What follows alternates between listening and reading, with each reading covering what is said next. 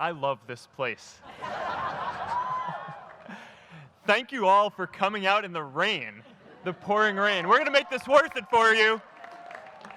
President Faust, Board of Overseers, faculty, friends, alumni, proud parents, members of the ad board, and graduates of the greatest university in the world.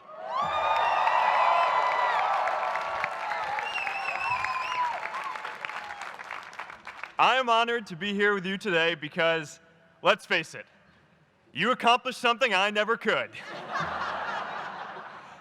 If I get through this speech today, it'll be the first time I actually finish something here at Harvard. Class of 2017, congratulations.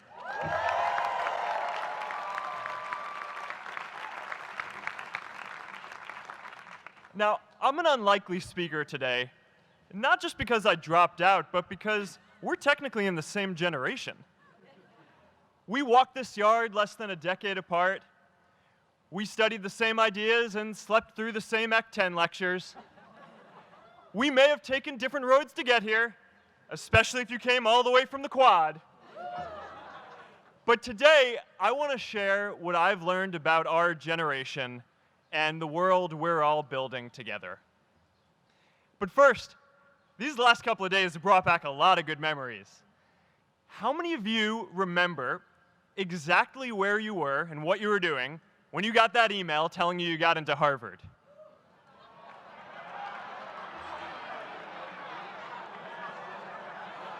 I was playing the video game Civilization, and I ran downstairs and got my dad, and for some reason, his first reaction was to video me opening the email.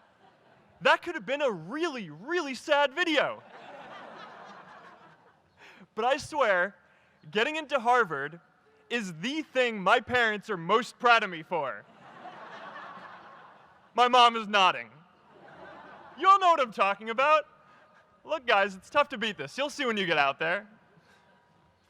How many of you remember your first lecture here at Harvard? Mine was Computer Science 121 with the incredible Harry Lewis. Harry. I was running late for class, so I threw on a t-shirt, and I didn't realize until afterwards that I put it on inside out and backwards, and my tag was sticking out the front. I couldn't figure out why no one in class would talk to me. Except for this one guy, KX Jin. He just went with it. We started doing our problem sets together, and now he runs a big part of Facebook. And that, class of 2017, is why you should be nice to people.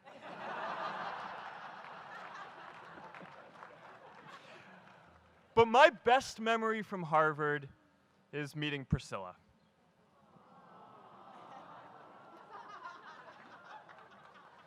I had just launched this prank website, Face Mash, and the ad board wanted to see me. Everyone thought I was going to get kicked out. My parents drove up here to help me pack my stuff. My friends threw me a going-away party. Who does that? As luck would have it, Priscilla was at that party with her friends, and we met in line for the bathroom in the Foho Bell Tower, and in what must be one of the all-time most romantic lines, I turned to her and said, "I'm getting kicked out in 3 days, so we need to go on a date quickly." Actually, any of you graduating today can use that line. I'm getting kicked out today. We need to go on a date fast. I didn't end up getting kicked out. I did that to myself.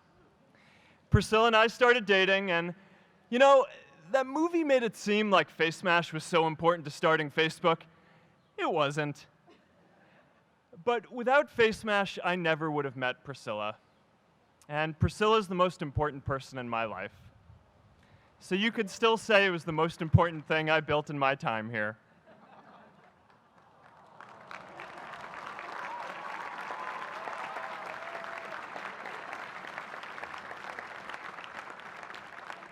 We have all started lifelong friendships here, and some of us even families. That's why I'm so grateful to this place. Thanks, Harvard.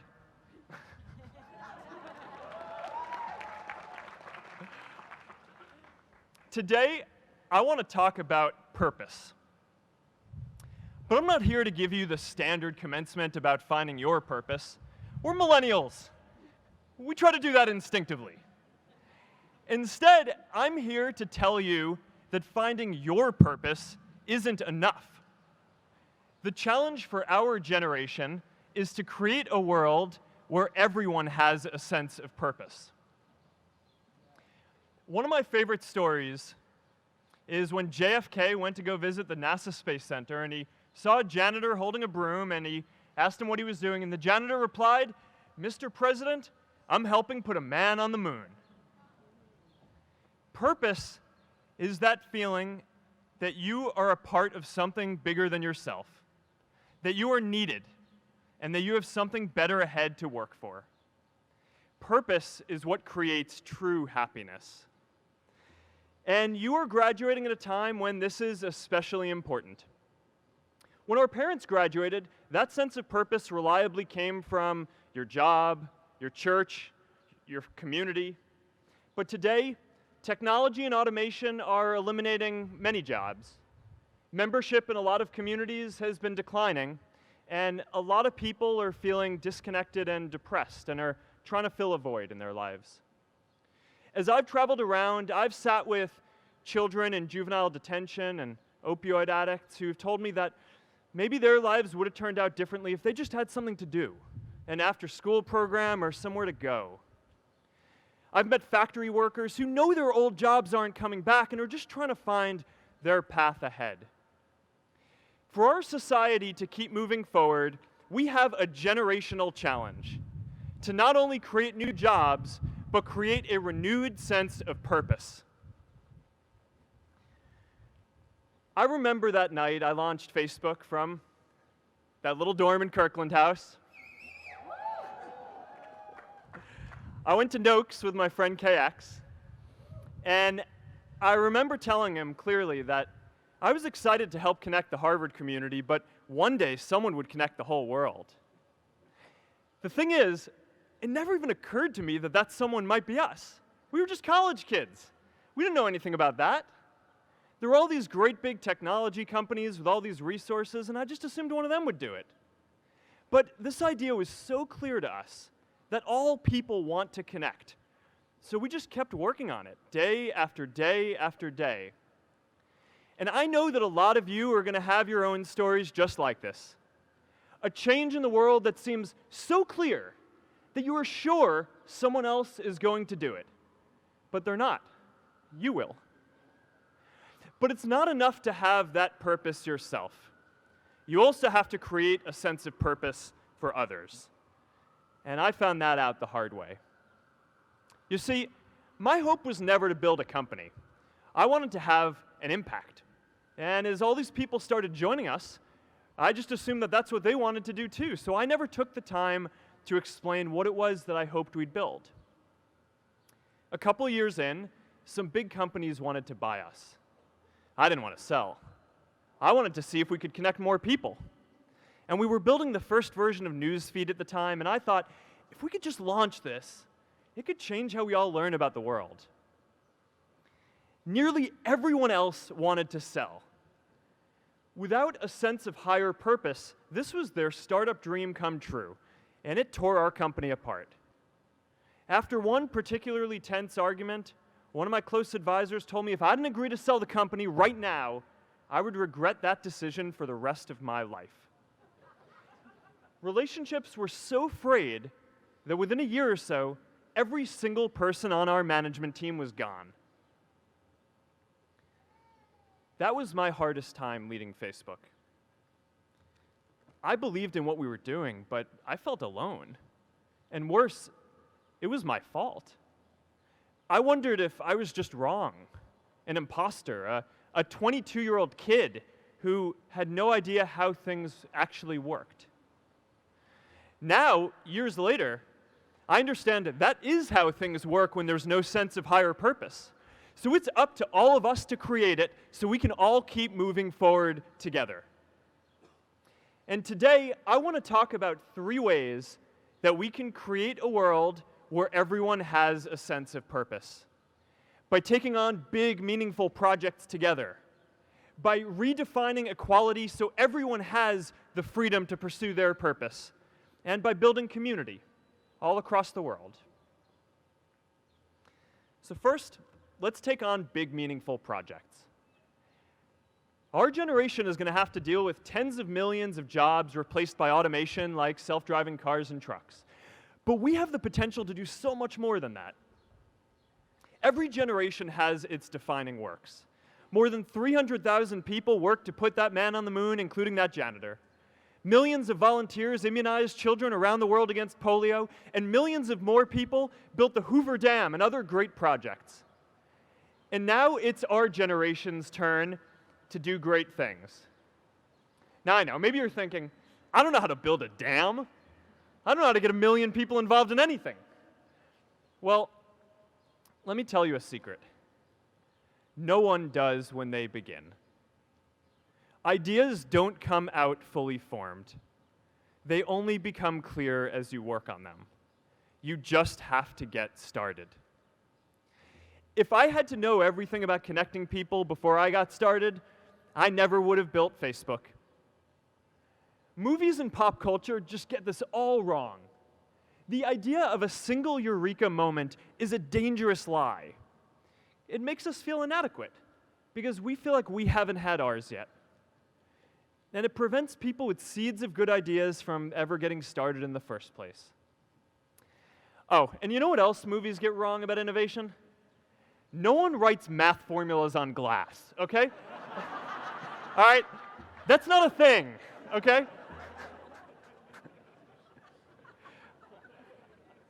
It's really good to be idealistic, but be prepared to be misunderstood. Anyone working on a big vision is going to get called crazy, even if you end up right. Anyone taking on a complex problem is going to get blamed for not fully understanding it, even though it's impossible to know everything up front. Anyone taking initiative will always get criticized for moving too fast because there's always someone who wants to slow you down. In our society, we often don't take on big things because we're so afraid of making mistakes that we ignore all the things wrong today if we do nothing.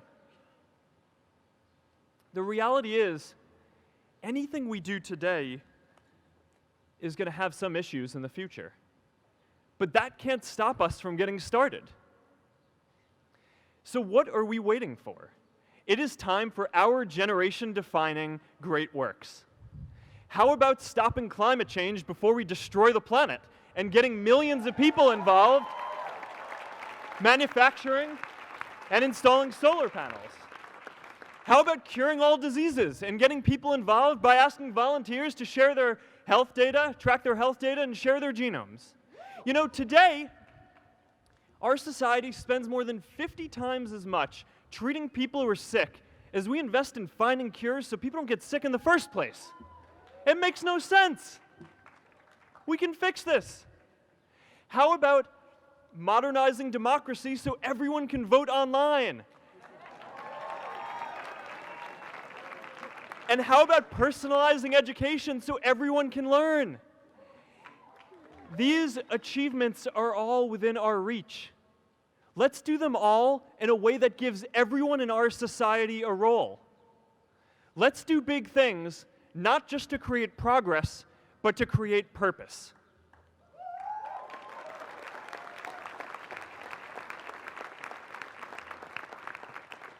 So taking on big, meaningful projects together is the first thing we can do to create a world where everyone has a sense of purpose. The second is redefining our idea of equality so everyone has the freedom to pursue their purpose. Now, many of our parents had stable jobs throughout their careers, but in our generation, we're all a little entrepreneurial, whether we're starting our own projects or finding our role in another one.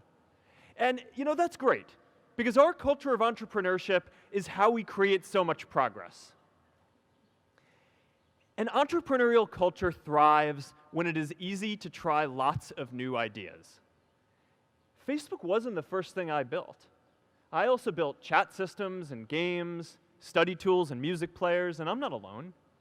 J.K. Rowling got rejected 12 times before she finally wrote and published Harry Potter. Even Beyoncé had to make hundreds of songs to get Halo. The greatest successes come from having the freedom to fail. Now, today, we have a level of wealth inequality that hurts everyone. When you don't have the freedom to take your idea and turn it into a historic enterprise, we all lose. And right now, today, our society is way over-indexed on rewarding people when they're successful, and we don't do nearly enough to make sure that everyone can take lots of different shots. Now, let's face it, there is something wrong with our system when I can leave here and make billions of dollars in 10 years, while millions of students can't even afford to pay off their loans, let alone start a business.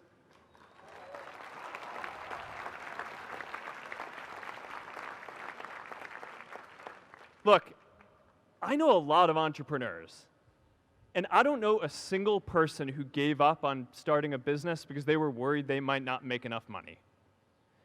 But I know too many people who haven't had the chance to pursue their dreams because they didn't have a cushion to fall back on if they failed.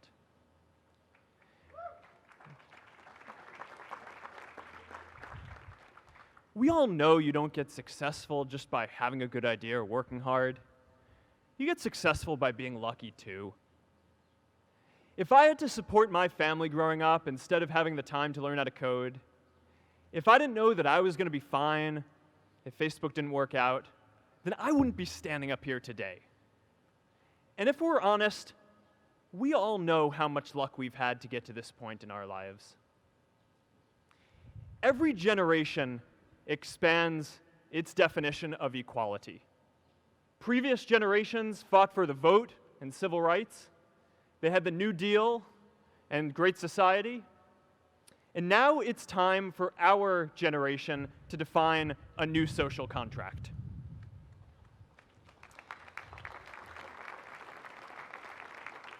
We should have a society that measures progress not just by economic metrics like GDP, but by how many of us have a role we find meaningful.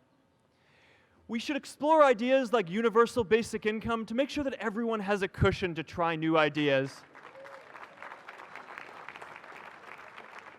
We're all going to change jobs and roles many times, so we need affordable childcare to get to work and healthcare that's not tied to just one employer. And we're all going to make mistakes. So we need a society that's less focused on locking us up and stigmatizing us when we do. And as our technology keeps on evolving, we need a society that is more focused on providing continuous education through our lives.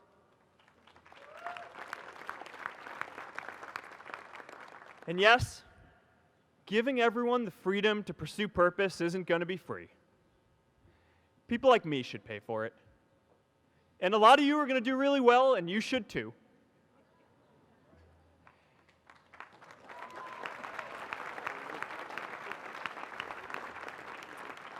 That is why Priscilla and I started the Chan Zuckerberg Initiative and committed our wealth to promoting equal opportunity.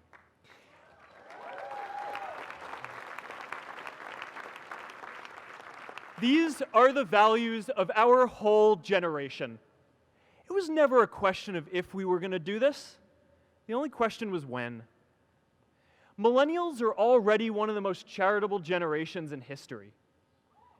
In just 1 year, more than 3 in 4 US millennials donated to charity, and more than 7 in 10 raised money for another one. But it's not just about giving money. You can also give time. And I promise you, if you just take an hour or two a week, that's all it takes to give someone a hand and help them reach their potential. Now, maybe you're thinking, that's a lot of time. I'm not sure if I have that much time. I used to think that. You know, when Priscilla graduated from Harvard, she became a teacher. And before she'd do education work with me, she told me that I needed to get my own experience teaching a class. At first I complained. I said, I'm kind of busy. I'm running this company. But she insisted. So I taught an after-school program at the local Boys and Girls Club on entrepreneurship. I taught those kids lessons on product development and marketing, and they taught me what it was like growing up feeling targeted for your race, and what it's like having a family member in prison. I shared stories of my time in school, and they shared their hope that one day they would get to go to college too. For 5 years, I've had dinner with those students every month. One of them even threw Priscilla and me our first baby shower.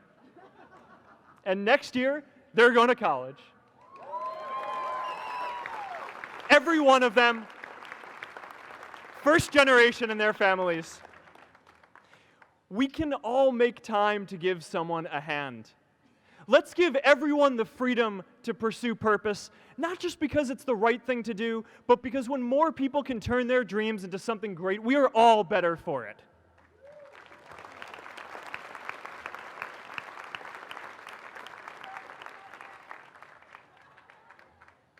Purpose doesn't only come from work. The third way we can create a sense of purpose for everyone is by building community. And in our generation, when we say purpose for everyone, we mean everyone in the world. Now, quick show of hands. How many of you here are from another country? All right, now keep your hands up. How many of you are friends with one of these folks? Now we're talking. See, we have grown up connected.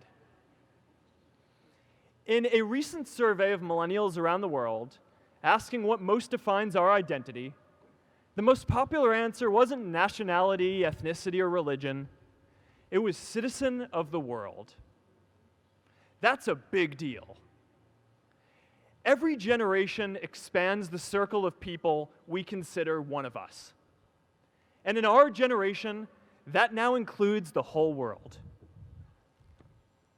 We understand that the great arc of human history bends towards people coming together in ever greater numbers, from tribes to cities to nations, to achieve things that we could not on our own. We get that our greatest opportunities are now global. We can be the generation that ends poverty, that ends disease. And we get that our greatest challenges need global responses too. No country can fight climate change alone or prevent pandemics. Progress now requires coming together, not just as cities or nations, but also as a global community. But we live in an unstable time. There are people left behind by globalization across the whole world. And it's tough to care about people in other places when we don't first feel good about our lives here at home. There's pressure to turn inwards. This is the struggle of our time. The forces of freedom, openness, and global community against the forces of authoritarianism, isolationism, and nationalism. Forces for the flow of knowledge, trade, and immigration against those who would slow them down. This is not a battle of nations. It is a battle of ideas. There are people in every country for more global connection, and there are good people against it. And this isn't going to be decided at the UN either. It's going to happen at the local level when enough of us feel a sense of purpose and stability in our own lives that we can start to open up and care about everyone else too.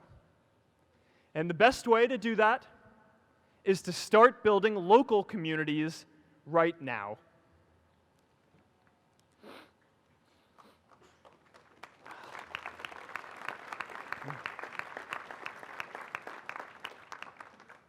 We all get a lot of meaning from our communities. Who here's from Elliott House? How about Lowell? I know you guys found community because you literally live right on top of each other. And Mather? I'll just leave that there. Whether our communities are houses or sports teams, churches or a cappella groups, they give us that sense that we are a part of something bigger, that we are not alone. They give us the strength to expand our horizons. And that's why it's so striking that over the past few decades, membership in all kinds of communities has declined by as much as 1/4. That's a lot of people who now need to find a sense of purpose somewhere else. But I know that we can rebuild these communities and start new ones because many of you already are. I met Agnes Segoye, who's graduating today. Agnes, where are you?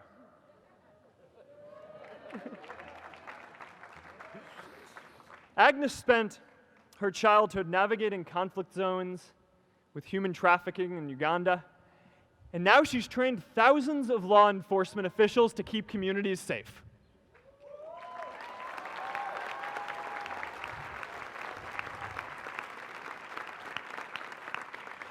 I met Kayla Oakley and Neha Jain, who are graduating today too. Stand up, guys. Kayla and Neha started a nonprofit that connects people suffering from chronic illnesses with people in their communities who are willing to help out.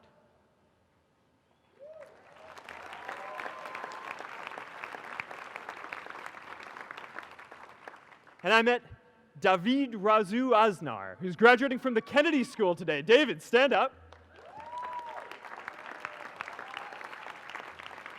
David is a former city councilor who fought to make Mexico City the first Latin American city to pass marriage equality, even before San Francisco.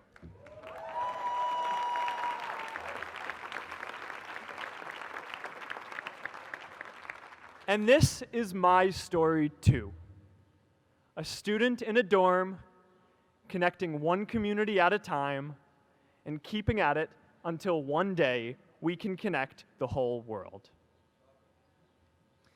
Change starts local. Even global change starts small with people like us.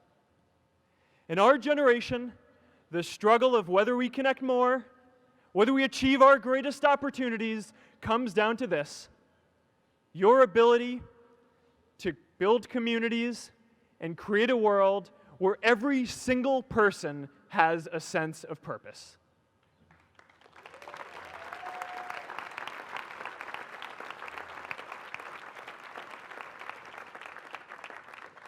Class of 2017, you are graduating into a world that needs purpose, and it's up to you to create it.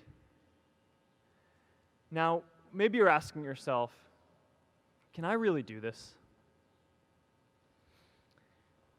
Well, remember when I told you about that class I taught at the Boys and Girls Club?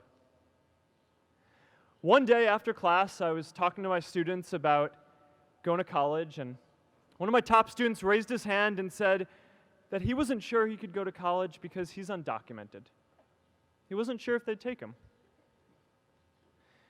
Last year, I took him out to breakfast for his birthday, and I wanted to get him a gift, so I asked him what he wanted, and he just started talking about struggles that he saw other students in his class facing, and finally said, you know, I'd really just like a book on social justice.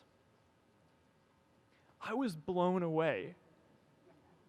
Here is a young guy who has every reason to be cynical.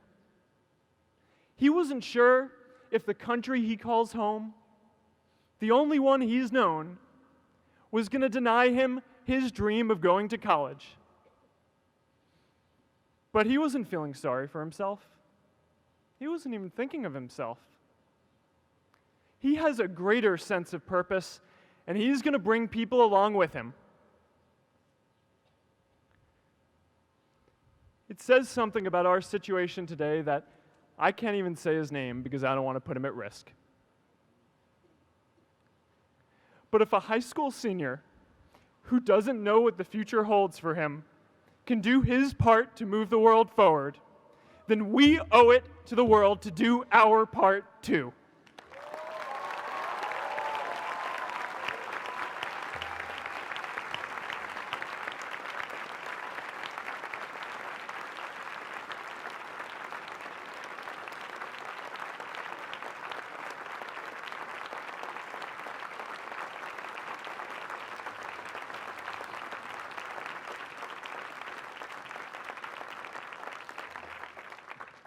So before you walk out those gates one last time, and as we sit here in front of Memorial Church, I'm reminded of a prayer, Misha Berach, that I say whenever I face a big challenge, that I sing to my daughter, thinking of her future when I tuck her in at night.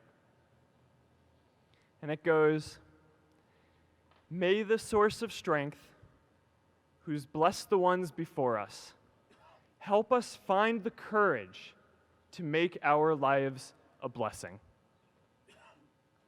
I hope you find the courage to make your life a blessing. Congratulations, class of 2017. Good luck out there.